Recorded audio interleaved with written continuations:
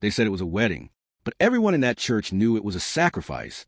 They dressed her in white not because it symbolized purity, but because white was easier to stain with blood. Leora could not see the way the townspeople avoided her touch.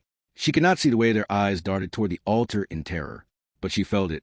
Fear as a sound, fear as a smell, and fear was thick in the air that morning. They were giving her to Cruer, the vampire lord of the northern valleys, a creature whispered about in prayers and curses, a ruler who had not taken a bride in over a century. What no one expected was that the blind girl they sent to be devoured would be the one thing the monster could not destroy. The church bells rang like a warning rather than a celebration. Leora stood at the altar with her hands folded neatly in front of her, fingers trembling just slightly. Her bouquet was heavy, far heavier than flowers should be. She didn't know why, only that the stems felt thick and coarse against her palms. As the priest droned on, townspeople leaned forward one by one under guise of blessing her. Fingers brushed the bouquet. Whispers followed. Wolfsbane, nightshade, blessed thistle. They slipped vampire-repelling herbs into her flowers, believing it would shield her on her wedding night. Not one of them asked her consent. Cruer stood beside her, tall, silent, unnaturally still. He had not touched her once. The air around him felt colder, heavier, like standing near deep water. "Do you take this man?" "I do," Leora said before the priest could finish. A murmur rippled through the church. Cruer's answer came slower, his voice low and rough, like stone dragged across earth. "I do." The vows were sealed, the sacrifice complete. That night, they led Leora into the bridal chamber. The door closed behind her with a sound that felt final. She smelled iron immediately. The room reeked of it. Thick, sharp, metallic. Chains clinked softly with the movement of air, hanging from the walls like grim decorations.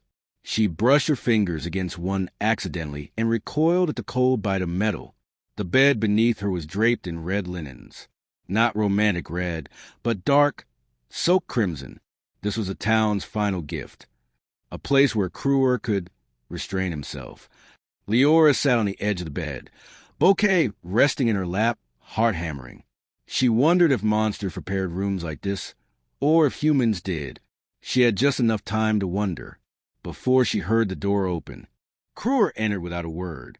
Leora did not see him, but she felt the shift in the room, like the air itself had inhaled sharply.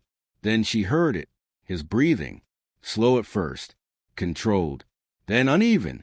Her own heartbeat betrayed her, quickening despite her efforts to remain calm. Each beat echoed loudly in her ears. Cruer froze. She heard a sharp inhale, not of air, but of scent. His voice came strained. "You are afraid." It wasn't an accusation. It was agony.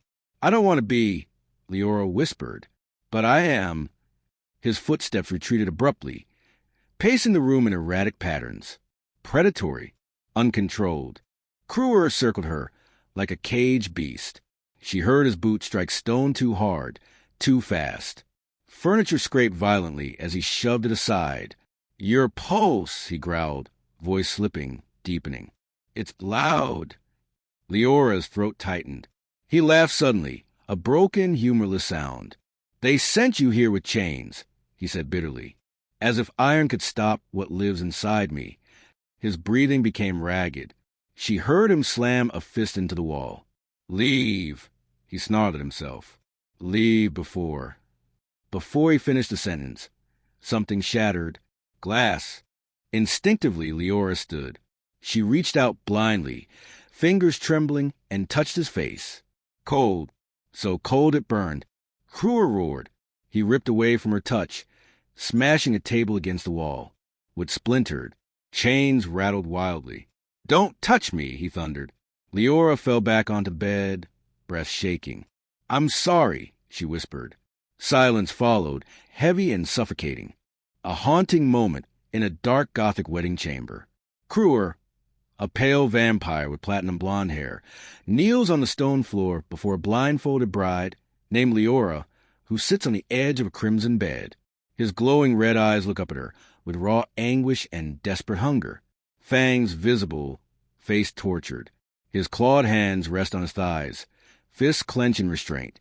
She sits above him in white lace, white silk scarf around her eyes, head tilted down toward his voice, her expression a mix of fear and compassion.